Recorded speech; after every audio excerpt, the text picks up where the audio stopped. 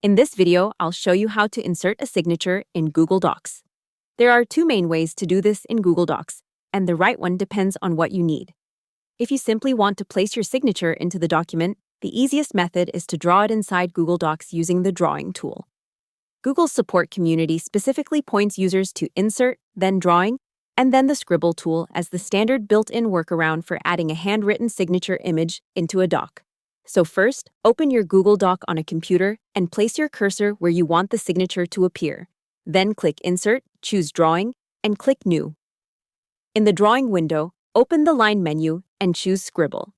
After that, use your mouse, trackpad, or touchscreen to draw your signature.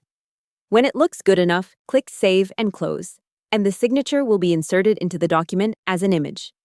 Google Docs official drawing help confirms that you can insert drawings into docs and edit them later if needed. If the signature is too large or too small, just click it after inserting it and resize it using the corners. And if you want to adjust it later, click the signature and choose Edit to reopen the drawing. That makes it easy to redraw it or clean it up without starting from scratch. Google's Docs Help for Drawings and Community Guidance both support this as the normal manual signature method in Docs. Now, there is also a second method if you are working with formal signing workflows.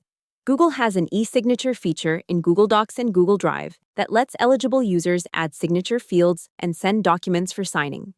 Google says you can open a Google Doc. Click Tools, then eSignature, and use the side panel to add fields like signature, initials, name, text field, and date signed. But there is one important detail here. Google says this eSignature feature is only available for certain eligible Google Workspace accounts, such as Workspace.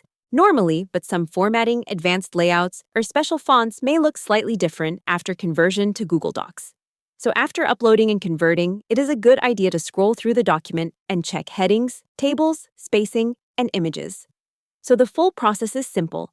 Open Google Drive, upload your Word file, open it from Drive, and then choose to open or edit it in Google Docs if you want a Google Docs version. Hope the tutorial was helpful. Subscribe to my channel and see you in the next video.